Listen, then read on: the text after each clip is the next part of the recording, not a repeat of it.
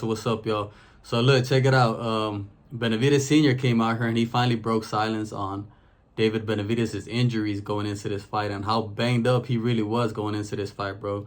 This is from La Casaca Boxing Club. It's in Spanish, but I'm gonna try to translate it because I don't think he's dropped an interview in English yet. I'm sure it's gonna come out pretty soon though. But let's get into this shit. Sí, muchas gracias por la invitación. Muy contentos de estar aquí con ustedes, pero primeramente le quiero dar las gracias a Dios por permitirnos llegar a la pelea después de tanta frustración y tantas complicaciones en el campamento. All right, so he's saying, I want to thank God for letting us make it to the fight with so many complications and under all these conditions that they had. Pues sí, como lo pudieron notar, tuvimos que cancelar varias media workouts y hablé con el entrenador de Alexander, ¿no? Y me dijo, no, le conté todo lo que había pasado. Me dijo, no, yo ya sabía que había pasado algo porque cancelé. And he said, and yeah, as you guys noticed, we had to cancel a lot of the media workouts and a lot of interviews. And that he talked to Alexander's trainer after the fight, and he, told him sorry for canceling all that shit. But and that his trainer told him, like, man, I already knew something was up when y'all started canceling all these things, Cancelaron mucho y ya muchas entrevistas y cancelaron el entrenamiento. Pues ahora estamos contentos, ¿no? Que Dios nos permitió llegar a la pelea, pero tuvimos 3 semanas y media ya que faltaban para llegar a la pelea. So he's pretty much saying, like, yeah, I just want to thank God that we actually made it to the fight. A Las Vegas, David Benavidez se rompió un ligamento en la mano derecha y el tendón se le movió un poco, entonces no podíamos usar esa mano. El doctor nos dijo que So he's saying that 3.5 weeks before the fight, Benavidez tore a ligament. I think he said the right hand. He tore a ligament in his right hand, and that the doctor pretty much told him that he couldn't fight, bro, that he had to cancel the fight. La pelea se tenía que cancelar, que no había suficiente tiempo para que el ligamento se reparara, ¿no? That there wasn't enough time for the ligament to be repaired.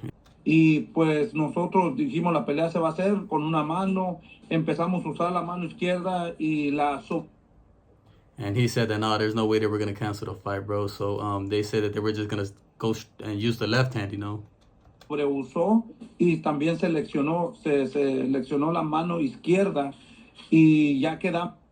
He's saying that they were using the left hand so much that they injured the left hand too. Como más o menos, pues ya 3 semanas, ¿no? Entonces. And all of this was about 3 weeks before the fight. Dejamos descansar la mano un poco, estuvimos usando cintura, piernas, y ya que faltaban 2 semanas y media. He says that they were letting the hands rest in training camp, and they were pretty much just training legs, footwork, and waist, and that's all that they could pretty much train. Ya hicimos el último sparring, que todo iba muy bien. David Benavidez estaba muy rápido, explosivo. En el 11 round se cortó el párpado izquierdo. He's saying that when they were finally, like 2 weeks before the fight, they were finally able to get in a little bit of sparring, that Benavidez was feeling all right, and that everything was going good in sparring and shit, right? And they got to the 11th round, and that they cut his eyelid, bro, in sparring, the left eyelid. Le dieron 8 puntadas en el ojo, ¿no? Entonces, pues ya ahí es cuando ya todo se vino abajo y pensamos que definitivamente se cancelaba la pelea, ¿no? Entonces, so yeah, he's saying that they pretty much gave him 8 stitches in his eyelid, and that's when things really hit rock bottom, and they thought that they were really going to have to cancel the fight. Entonces, David Benavidez me dijo que como el monstruo que es, la pelea va a seguir, vamos a llegar y a ver cómo le hacemos, ¿no? He's saying that Benavidez wasn't having none of that shit. He said that him being the monster that he is, he told him that the fight was going to continue, that he's going to pull up to the fight, and whatever's going to happen is going to happen. Entonces le dieron 8 puntadas, seguimos moviendo, nomás queríamos llegar con de perdida que se cerrara la cortada para que nos dieran la pelea, ¿no? So he's saying that, yeah, they put in the 8 stitches and they were just, they said, fuck it, we're going to take this fight like that. And that they were just hoping that the cut was going to be able to heal enough so they would actually give them the fight. Because they can't go into a fight with an open cut, you know what I'm saying? So that's what they were just hoping for. Entonces llegamos todos nerviosos, yo todo nervioso, todo positivo, y a la pelea pasamos todo bien y So he's saying that he put up to the fight, you know, he was super nervous, you know, because of the cut and this and that, but they put up to the fight with high hopes, you know. por eso fue la razón que agarramos a Stitch Duran para esta pelea, porque sabíamos que tal vez se podía complicar la pelea, la cortada se podía abrir en un round, 2 rounds, 3 rounds And he's saying that that's the reason that they got Stitch as the cut man, because they knew that this cut was probably going to open in the first couple of rounds. Y agarramos al mejor catman que puede haber en este momento. Y pues no, estoy muy orgulloso con la actuación que hizo David Benavidez, como todo el guerrero y todo el animal que es. Sacó la pelea adelante con las 2 manos leccionadas y con una cortada en el ojo. And he's saying so that's the reason they got the best cutman that was available. And he's saying that he's very, very proud of David Benavidez for pulling off this win under these conditions with 2 busted up hands and a cut eyelid. You know, he showed the true animal that he is. Y eso es para la gente que quiere saber por qué le nombran el monstruo, porque con lo que le acabo de decir, con 2 manos leccionadas y una cortada sacó todo adelante y estoy muy orgulloso de él. And he's saying that that's why they call him the monster, man, because with 2 busted up hands, a cut eyelid, he could have backed down from the fight. He didn't, and he got the win. And he got the win in dominant fashion, bro.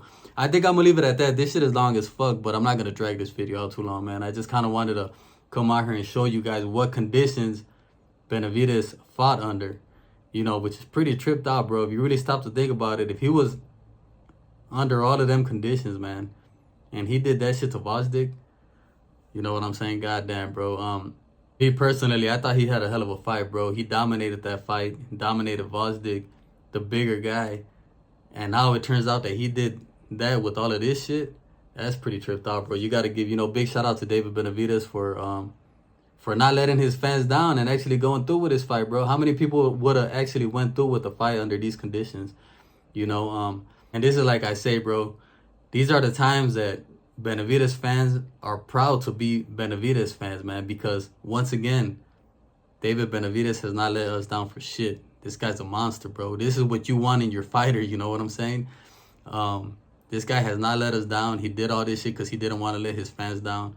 And we got to give him, you know, a big shout out. I know right now, bro, it's all good. I know people are taking shots. They're taking shots at Benavidez. They're hating on him. I see it everywhere, bro. You know what's funny is that I haven't seen a single video out here talking about David Benavidez's injuries. It just goes to show you that the hate is real for Benavidez, you know what I'm saying? All of you boxing channels and shit, y'all are supposed to be covering boxing, yet you guys don't want to cover something like this, right? Or you guys, not even that, not even cover it. You guys are not even mentioning his injuries. You know what I'm saying? Me, at least, bro, when back in the day when Canelo, I don't know if you guys followed my channel back then, when Canelo had that hand injury, I called that out and I gave him a pass on that shit, bro. I came out here and I made a video talking about Canelo went through hand surgery and we got to give him a couple of fights so he could bounce back from that shit. I basically said that we had to give him a pass. You know what I'm saying? Because I just keep this shit real, bro. But the rest of these lame ass channels, bro, they won't even bring this shit up because it just goes against their narrative. I mean, have you guys seen IBFP? Did he come out here and make a video giving Benavidez props? No, he's hating on him, man. I'm pretty sure, I haven't even really checked in, but I'm pretty sure he's hating on him.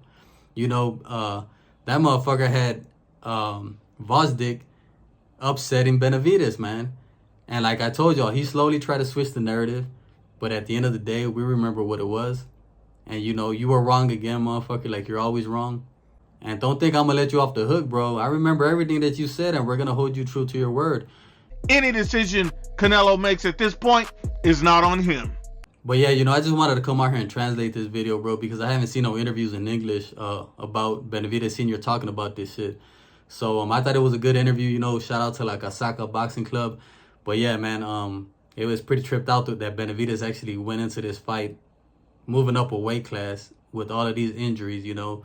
You know, there's a lot of people right now thinking, I'm not one of them though, right? There's a lot of people right now thinking that this is Canelo's time to strike. Benavidez coming off of this fight with all of these injuries.